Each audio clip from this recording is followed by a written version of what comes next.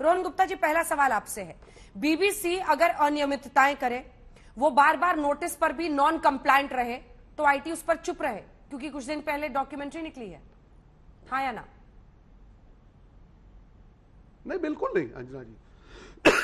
देखिए, मैंने कहा देश की जनता के जहां रूल की बात है, मैंने कहा नियत में खोट है, आप एक्शन लीजिए ना।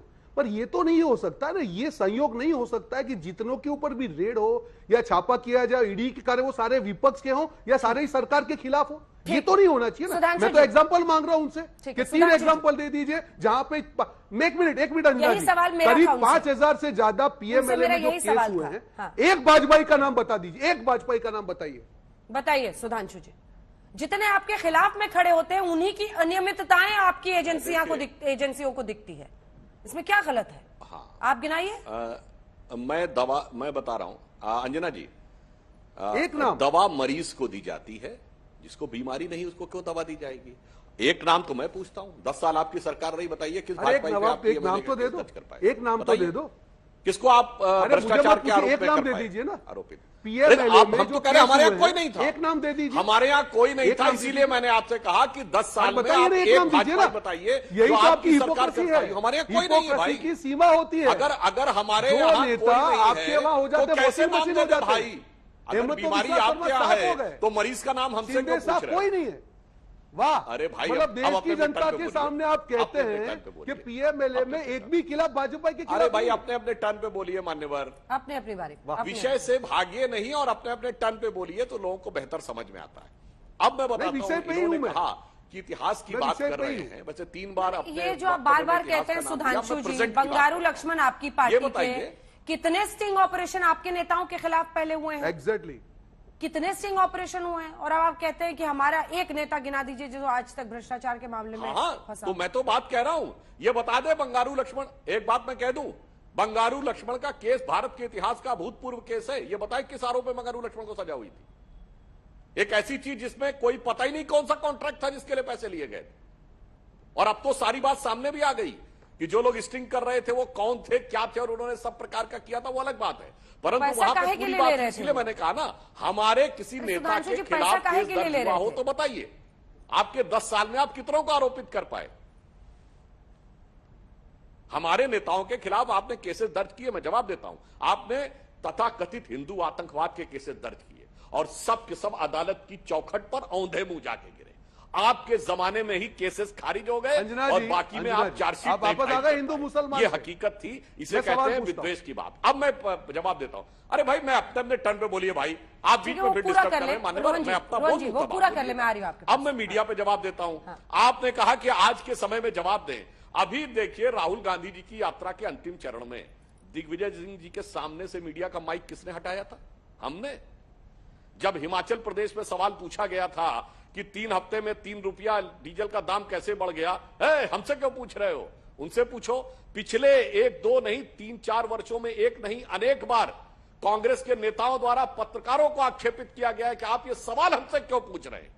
ये आपकी हकीकत थी। और चूंकि आपने 3 बार इतिहास वर्ड कहा कि भारत के इतिहास में पहली बार आपने कहा जुडिशरी में, तो मैं याद दिलाना चाहता हूं, भारत के इतिहास में पहली बार ऐसा हुआ था जब कोई प्राइम मिनिस्टर न्यायालय के द्वारा दोषी सिद्ध हो गया हो भ्रष्टाचार का, भ्रष्ट प्रैक्टिसेस का, इंदिरा जी, और उसने न्यायालय के 3 सर्वोच्च न्यायाधीशों को सुपरसीड करके भारत का चीफ जस्टिस बना दिया हो किसी को। और यही नहीं, कमिटेड जुडिशरी की बात कही, कमिटेड जुडिशरी, यानी न्यायपालिका सरकार के लिए कमिटेड चाहिए। और ऐसा खौफ पैदा कर दिया था कि जिस जमाने में इमरजेंसी लगी थी, किसी कोर्ट ने कोई सुनवाई नहीं की थी, सबके दरवाजे बंद हो गए। प्रश्न तो सुधांशु जी आप पर भी उठ रहे हैं ना। भारत आपके राज्यपाल की नियुक्ति पर भी सुप्रीम कोर्ट के रिटायर्ड जज को आपने फॉर्मर नजीर साहब को तुरंत लगा दिया, उस पर भी प्रश्न खड़े हो रहे हैं।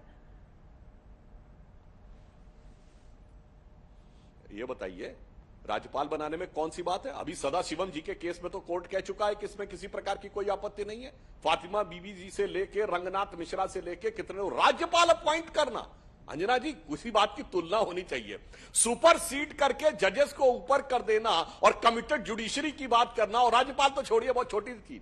आपको पता है, एक कांग्रेस का सांसद जज रह चुका है और उसके बाद वो हाईकोर्ट का जज बना और रिटायर होने के बाद लोकसभा का चुनाव लड़ा कांग्रेस के टिकट पे, और रिटायरमेंट के 10 महीने बाद वो सुप्रीम कोर्ट का जज बन गए। जस्टिस बहरुल इस्लाम, गुवाहाटी हाई कोर्ट के जज, 2 बार कांग्रेस से राज्यसभा सांसद, 1 बार लोकसभा लड़के जीत गए। मतलब पहले जज, फिर कांग्रेस का सांसद, फिर जज, फिर कांग्रेस का लोकसभा का प्रत्याशी, और उसके बाद भारत के इतिहास का इकलौता उदाहरण, रिटायरमेंट के बाद कोई 10 महीने के गैप के बाद जज नहीं बनता, वो सुप्रीम कोर्ट का जज। सुधांशु जी देखिए ना, सुप्रीम कोर्ट, जज, लोकसभा, राज्यसभा सब जगह पहुंच गए।